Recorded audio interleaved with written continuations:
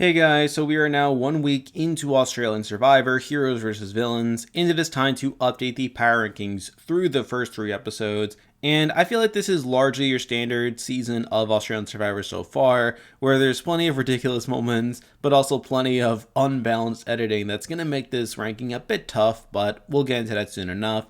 But there are 24 players to look at, and let's not waste any more time, let's get right into the video. So starting off at number 24, we have the first boot of the season, and here we have Jackie, and I hate to see this, it's just a shame to see her getting medevac during the first immunity challenge, and it's also a shame that production hasn't really learned their lesson from what happened with Nina last season, where they just threw in this really physical and dangerous challenge that obviously allowed Jackie and also George to get injured. And the fact that they could have had 2 people being medevaced right out of the gate would have been pretty bad for the season.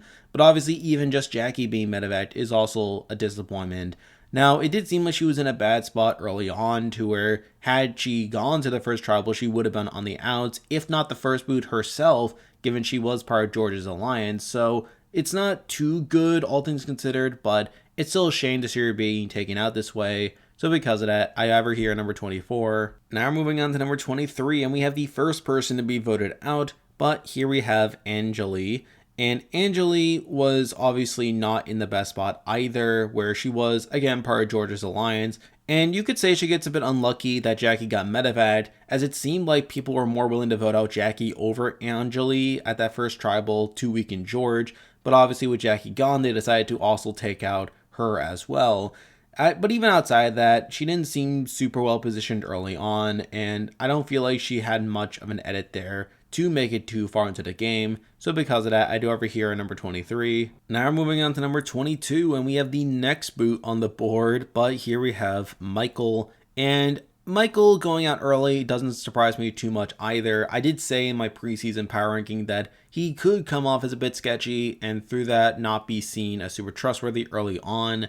And to be fair, I did think there was at least somewhat of a chance that he could have been like a George, where he could have made a deeper run, but to see him going out here in such a swift fashion isn't too surprising either. But he did get a lot of content during those first 2 episodes, where he talked a lot about taking out George right away. He wanted to be the one to take him out, but along the way he came off a bit too strong.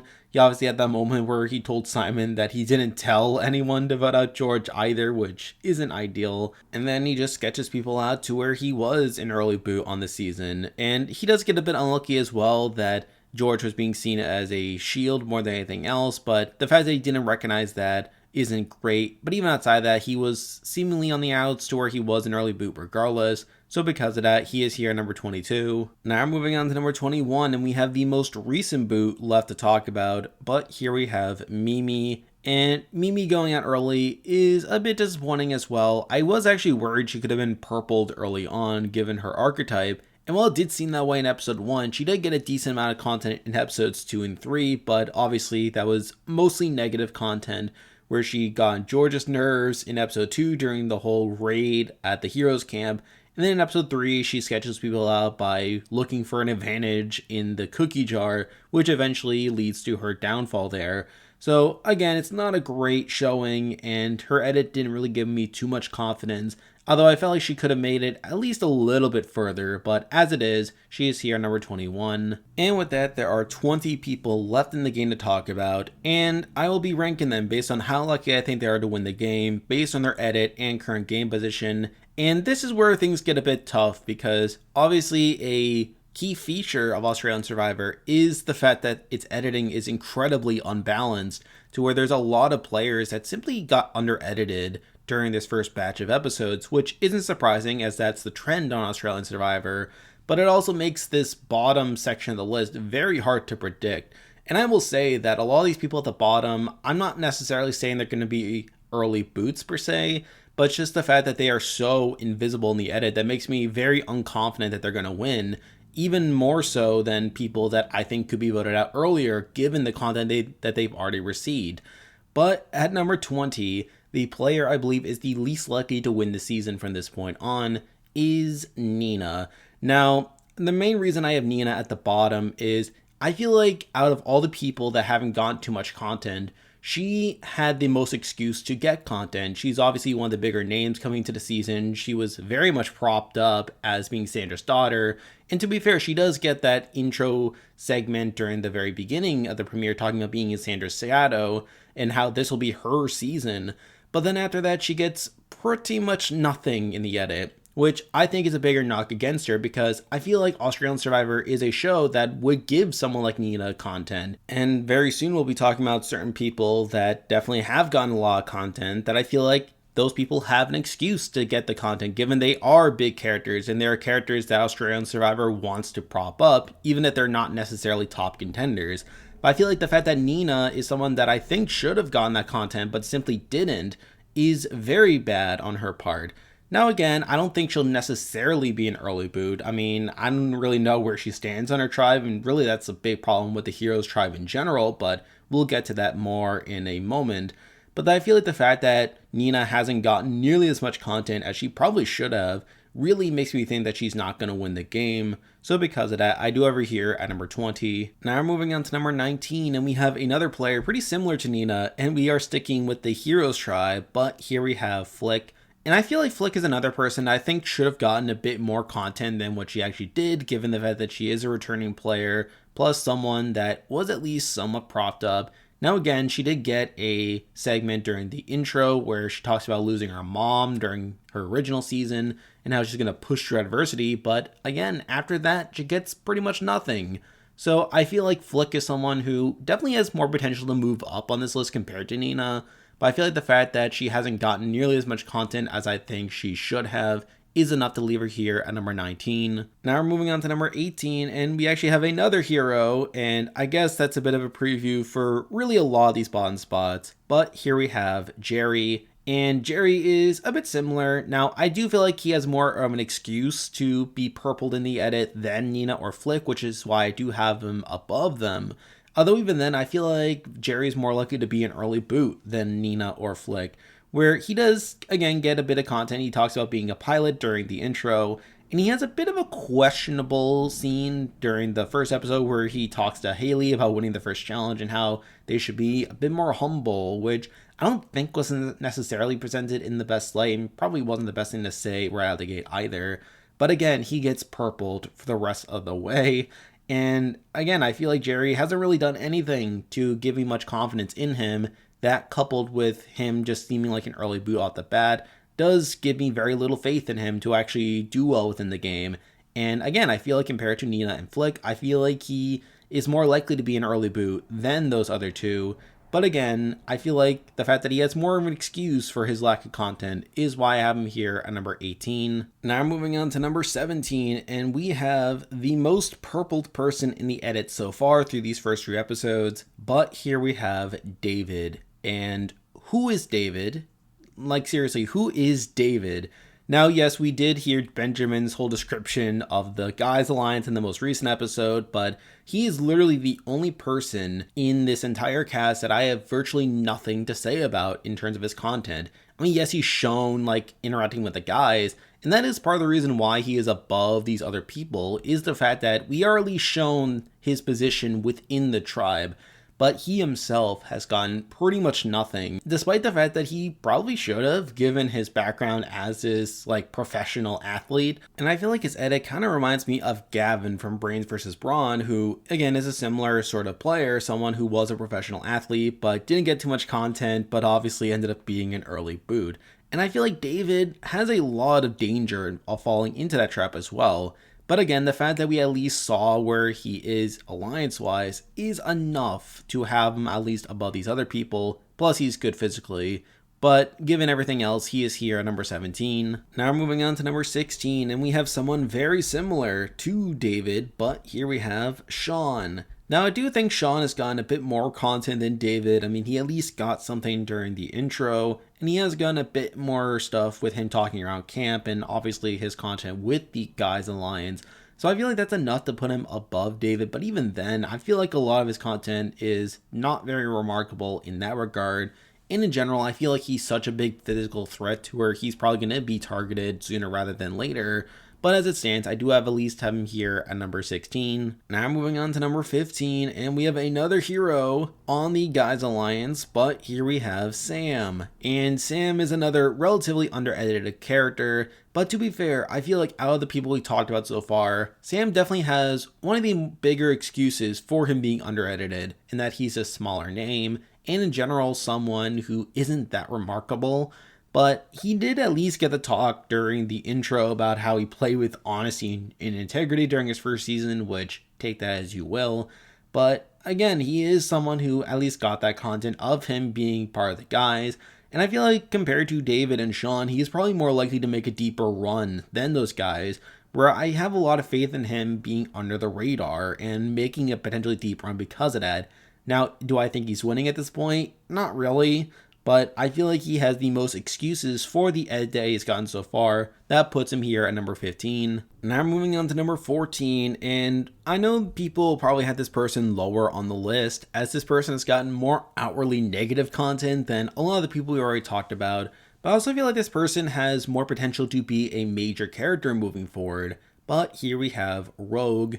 And Rogue has had a very interesting edit so far, where she has mostly been shown being on the outs. Like, she has been shown getting on people's nerves, been saying some very questionable things, particularly around Nina, but certainly has annoyed a lot of people as well. And that's pretty much been a lot of her content during these first 3 episodes. She even got more content of her being on the outs in episode 3, so this is clearly something that the show is following up on. And obviously that's not great. I don't think she's winning the game because of that. And I wouldn't be surprised if when the heroes go to Tribal that she'll end up being an early boot because of that. However, after seeing her getting her content in episode 3, which continues to follow up on the storyline, it does make me think that she could potentially be a bigger character within the season. How despite her initially being on the bottom, that maybe she could skate on by through some votes, like because she's such an outcast that maybe she could be set up as a bigger character and in turn make it a bit farther into the game. But at the end of the day, she's not winning. I don't really see how she is able to gain too much control within the game, and there's still that potential for her being taken out sooner rather than later. But it's at least the potential for her to be a bigger character than really a lot of the people we already talked about. That does leave her here at number 14. Now moving on to number 13, and we are finally talking about a villain, but here we have Stevie. And I think Stevie is kind of similar to Rogue, where he has gotten a decent amount of not ideal content. I mean, he's gotten his whole storyline of targeting Shawnee, and obviously Shawnee is on to him to where she wanted to target him in the most recent episode until the vote eventually shifted to Mimi. So I don't think Stevie is necessarily winning the game, and even then I don't think he's been set up super well positively. However, I do think similar to Rogue, and actually even more blatantly so than Rogue, I think Stevie has potential for a future storyline in the season, where he has gotten this content about getting revenge on Shawnee for what she did to him during Champions vs. Contenders. And I think that is something that could lead to him getting his revenge. I think there's a shot, actually, that Stevie could lead to Shawnee's downfall, which we'll talk about more with Shawnee when we get to that. But I think the fact that Stevie at least has a setup for an eventual storyline is enough to have him above these other people. But similar to Rogue, I don't think he's actually winning the game. I feel like even if he gets his wish in taking out Shawnee, that he's either going to be dragged to the end as a goat or potentially be taken out sooner.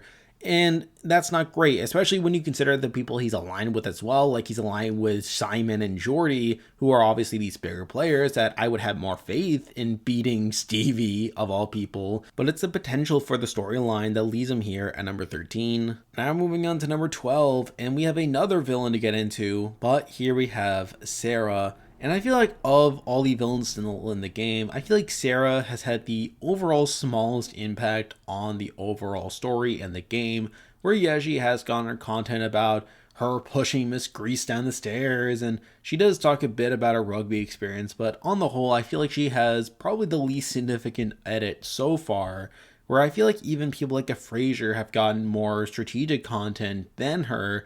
That makes me think Sarah is a bit subdued and probably less likely to win. Now, yes, she has gotten more content than really a lot of the other heroes we talked about so far, but she's on the tribe that's been going to a lot of the tribals, so I can't really prop her up too much because of that.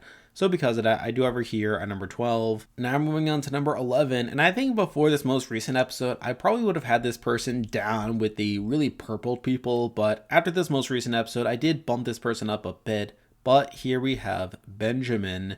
And Benjamin has had largely a similar fate to these other heroes, where he had a very quiet first week, where really he didn't get anything until episode 3. And really, I did consider putting him all the way down with like the Davids and the Shawns of the world. But the main reason I bumped him up is I did like his confessional during episode 3, where he's describing like the different groups coming together and him describing each of the men in the Alpha Male Alliance, calling them like different types of steak, and then he calls Matt Catch of the Day. You know, like I found that pretty funny, but I also think it does give him a bit of a notable presence across the season. But at the end of the day, it's his really lackluster first 2 episodes that keep him out of contention for me. But I feel like that confessional alone was enough to show that he is at least aware of what's happening in the game and that he could be a more notable player moving forward. But as it stands, I do have to leave him here at number 11. Now moving on to number 10, and we definitely have one of the toughest players to assess based on their edit. And I could see this person going either way, and I know there are people saying that this person is too high, but I think this person really is going to determine where a lot of other players are going to do moving forward. But here we have George. And George has had a very, very, very interesting edit through these first 3 episodes, not dissimilar to what he's gotten in Brains vs. Brawn. Now, I do feel like right off the bat, he is a pretty big target, sort of what I said in the preseason, but there are people keeping him around as a shield. Like Shawnee has gone out and said that he's a perfect shield, and she's even gotten people like a Simon and Jordy to sign on to this, to where he is essentially being kept around as a shield. And even outside of that, he's gotten plenty of content that indicates that no one actually wants to work with him long term, that the only reason he is in the game is to keep the target off other people's backs. And I feel like at the first opportunity where he is no longer beneficial to those people, that he will be cut. I think that much is clear, and I feel like he could very well be taken out right at the swaps, or similar to Sandra from last season. However, something interesting about George as well is I felt very similar to him during his original season, Brains vs. Brawn, where he was this big character, but also someone that was very actively on the outs early on, to where I felt very similar, that he had no shot of doing well in the game.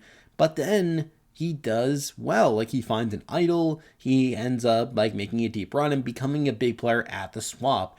And even now, like, we're seeing players like Simon, like, yes, say what you will about Simon, and believe me, I will be talking about Simon soon, but he says that if you don't take out George at the first opportunity, that he's going to make a deep run. And sure enough, in this episode, most recent episode, George finds an idol, and he is in a spot now to where he could potentially make a deeper run moving forward. There is a shot that George gets out of his chains, that he does more than what Shawnee intends. And when you consider the fact that Stevie has gotten this content about taking out Shawnee as well, there is some things that could indicate that George could become more than just a shield, and that Simon's warning at the beginning could be right. And I feel like, depending on how George does moving forward, that could really determine how a lot of this game plays out for these other players as well. So I feel like mixing the similarities with his Brains vs. Brawn edit, as well as his overall impact on other players' edits, it does make me wonder how George is actually going to do moving forward, as I feel like he could go either way. He could, on one hand, simply be taken out at the swap, but on the other hand, he could use his idol effectively and make himself this big threat that Simon warned about early on.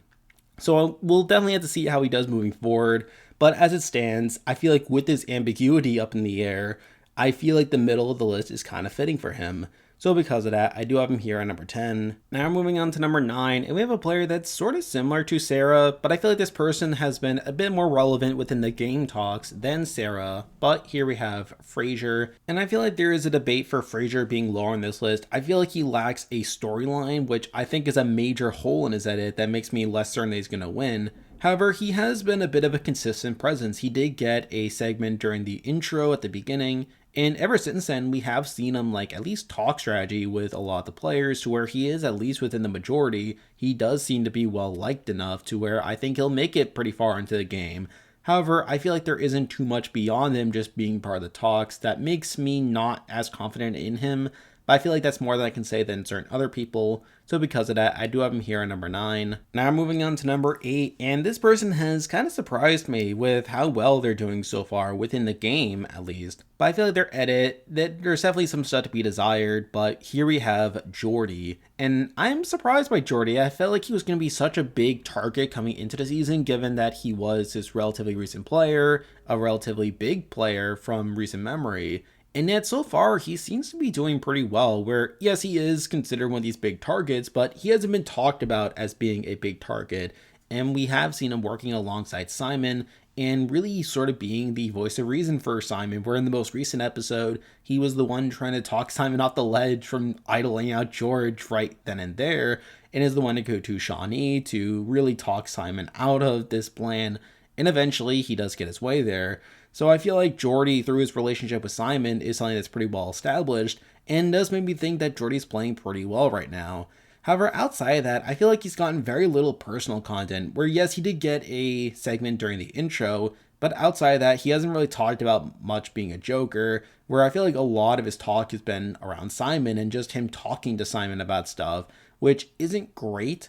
But I feel like compared to certain other people, I feel like he has more going on within his edit that makes me think he has more of a shot to win. But realistically, I don't think he has that great of a shot. So because of that, I do have him here on number 8. Now moving on to number 7, and we have 2 heroes in a row that I think have the potential to pop up as big characters later on, but simply due to the heroes being under-edited, they just haven't gotten too much content. But to be fair, these 2 players have gotten a decent amount of content despite their tribe not getting too much.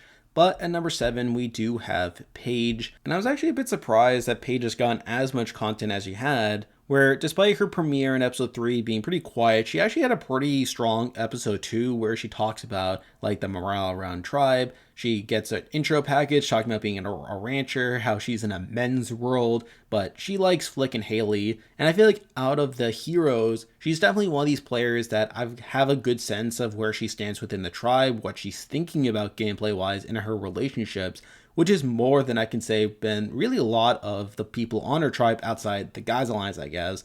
But again, at the end of the day, I feel like she is on an under-edited tribe. And plus, I don't feel like Paige has really done much to counter my assumption about her not playing that super hard, where even her talking about working with the guys probably stems from the fact that she is, again, working in a men's world.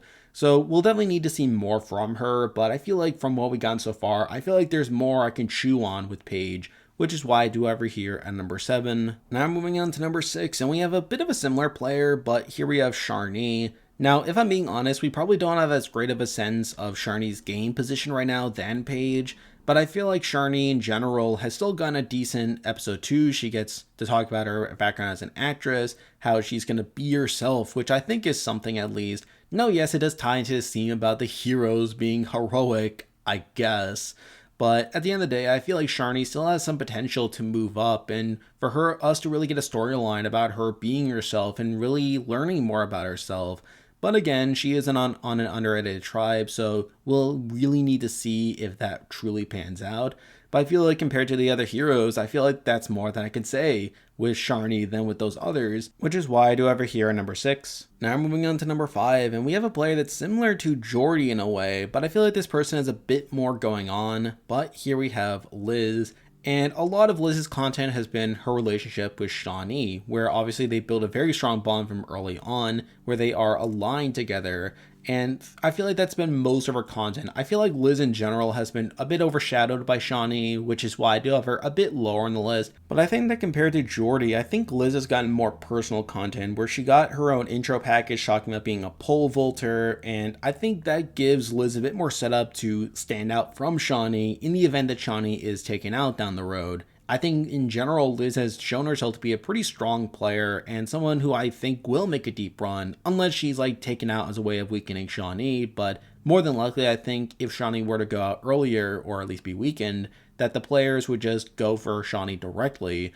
but I still think Liz has more potential moving forward than a lot of other players we already talked about.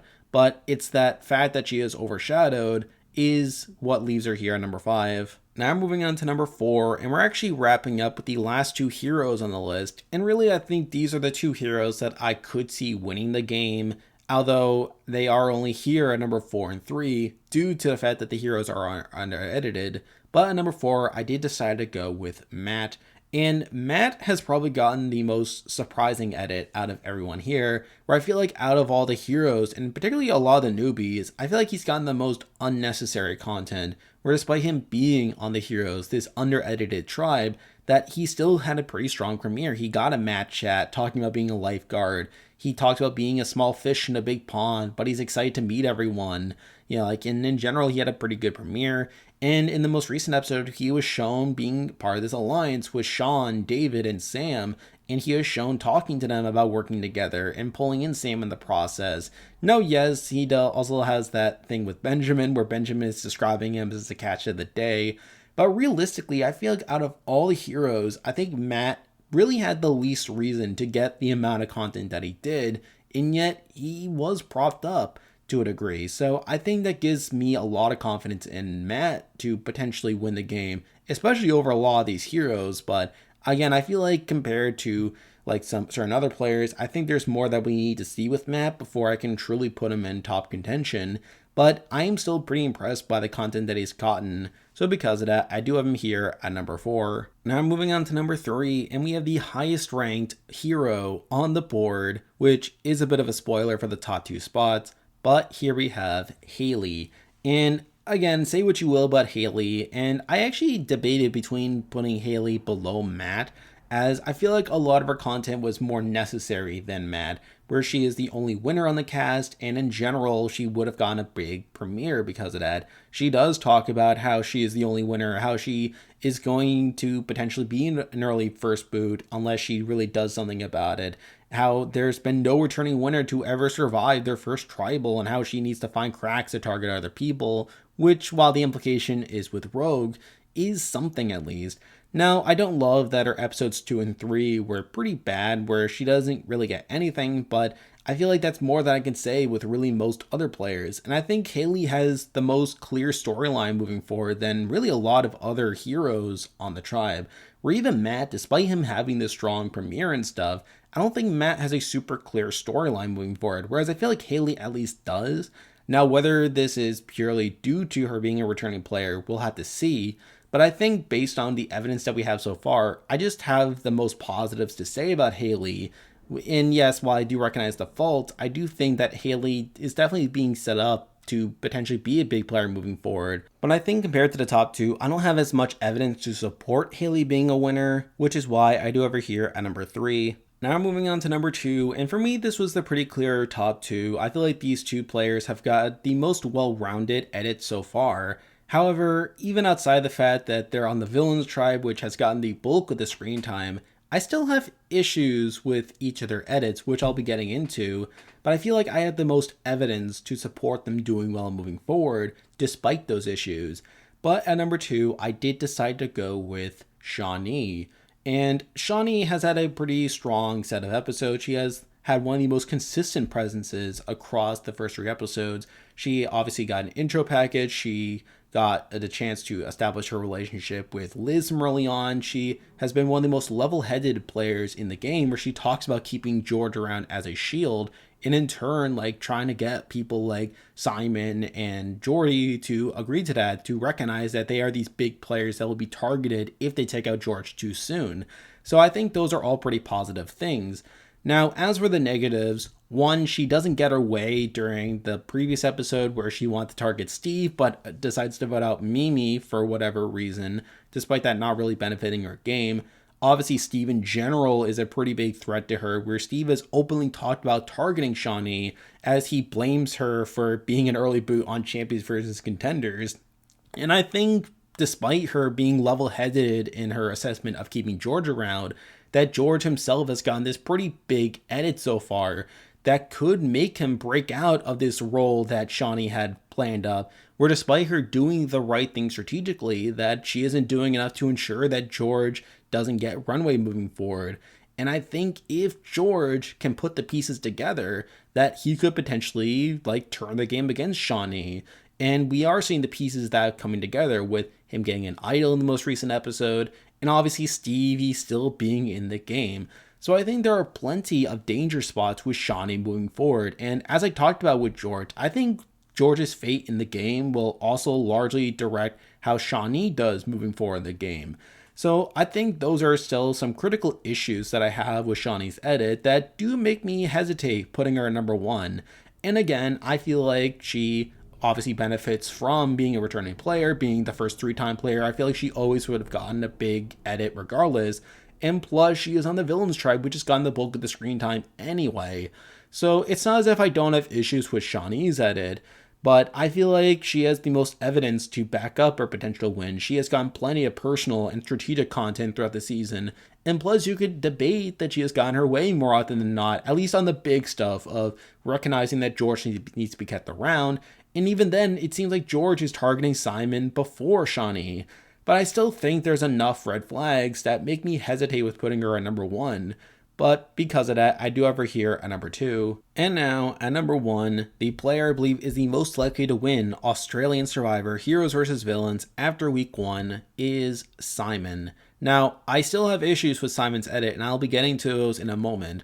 But I feel like after this set of episodes, I think Simon has plenty of merits to his game and to his edit. He gets content early on about how he is trying to redeem himself from what happened in Brains vs. Brawn, where he got too cocky and that he needs to keep his ego in check. But even then, I know some people have pointed out as well that him talking about carrying the tribe on his shoulders contradicts that.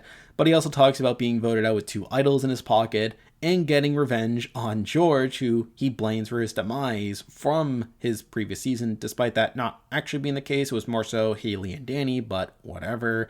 But really, moving forward, he does get a decent amount of content, plenty of strategic content as well, where he does align with Jordy. He is shown talking with a decent amount of these players as well, and he seems to be in a pretty good spot being in the majority alliance.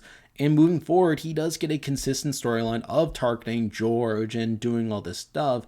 And even in episode 3, he is shown that scene at the beginning of him talking to Jordy and him seeing that maybe Shawnee had a point in keeping around George for a little bit, where he is recognizing that the time will come to take the strike at George. And even at the end of the episode, he gets his way by taking up Mimi, which is obviously a number for George, but also keeping around Stevie, who would obviously go after Shawnee before going after him.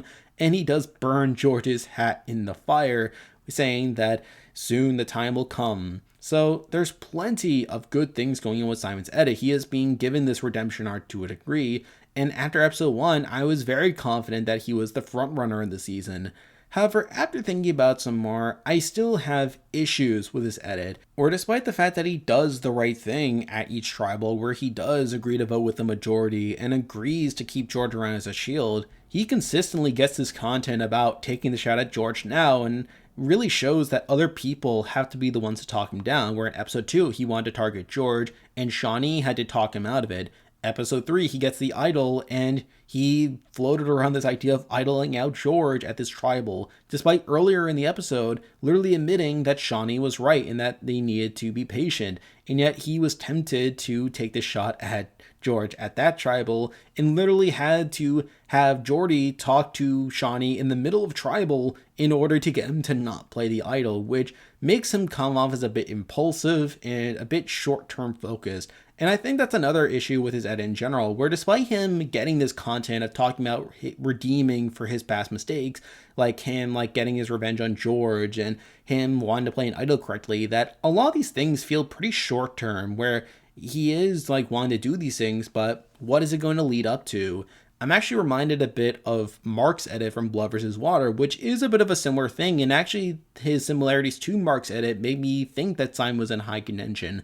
But the thing about Mark is that a lot of his storyline was him needing to get to the merge with Sam, which was a bit of a more long-term goal, and there was a pretty clear incentive, pretty clear idea of what would happen at that point if he were to achieve that goal, which is obviously that he would align with Sam and dominate the game.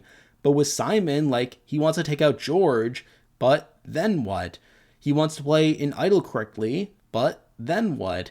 And while he is doing the correct thing in the game, the fact that he is being shown being this tunnel visioned in the edit makes me concerned that he may not have a plan beyond doing these pretty baseline things.